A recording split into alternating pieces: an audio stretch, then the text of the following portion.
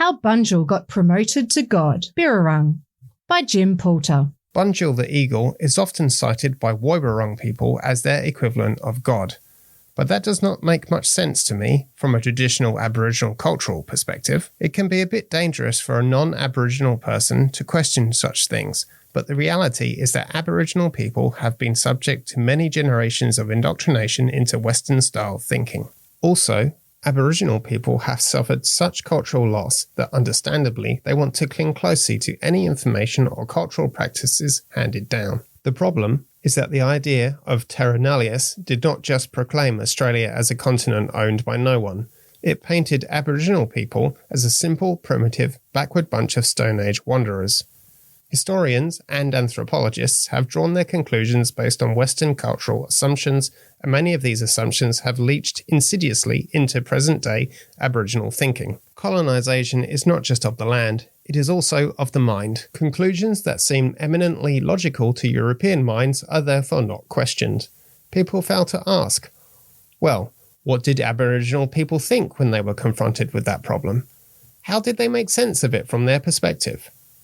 Aboriginal stories are often presented by non-Aboriginal people as simple animal fantasies. Totemic meaning of the animals are rarely explained.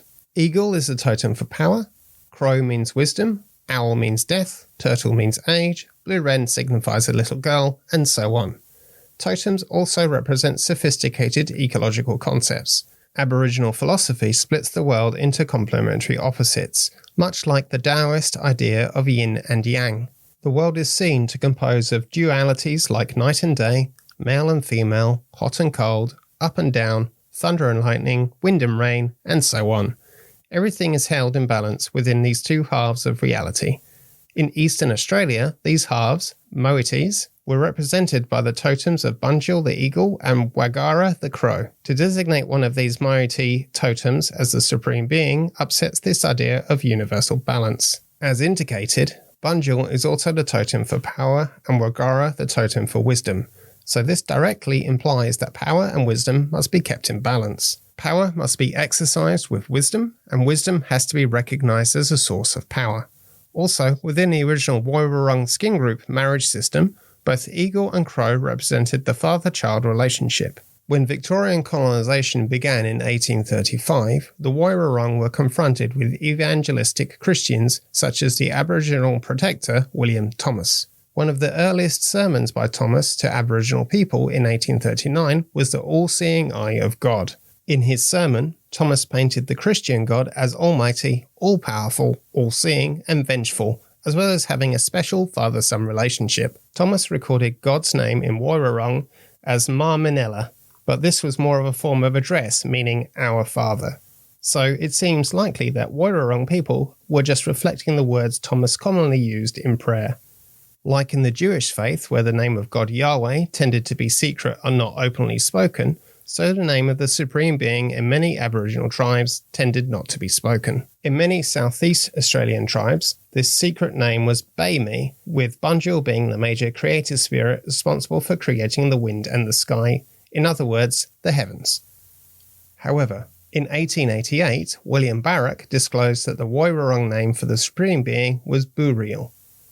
Barrack said that an infinite being, Burial, was discussed as little as possible because you could look foolish in discussing something that was beyond human comprehension.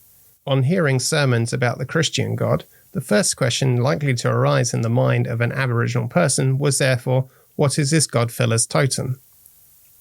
Logical reflection would be along the lines, well, both eagle and crow represent the father-child relationship, and crow represents all-knowing wisdom, while Bunjil represents almighty power, so either eagle or crow might be God's totem. However, Bunjil the eagle has all-seeing eyes, and was also the creator of the heavens, and this is where this godfella is supposed to live, so his totem must be Bunjil. Apart from being a creator spirit, Bunjil was also an ancestor hero who took human form. So the stories of how Bunjil once walked on Earth now become a parallel to Christ's time on Earth. This therefore reinforced the primary totemic connection of God with Bunjil.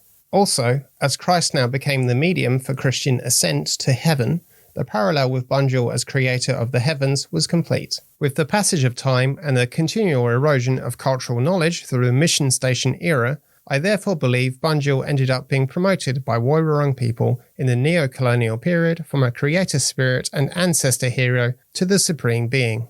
Regardless of this promotion, however, Bunjil can nonetheless still be legitimately regarded as God's totem to contemporary Woiwurrung people. About Jim. Jim Poulter is a local historian with an interest in local Indigenous history. His family has lived in the Manningham area since colonial times and forged strong ties with the local Woiwurrung people.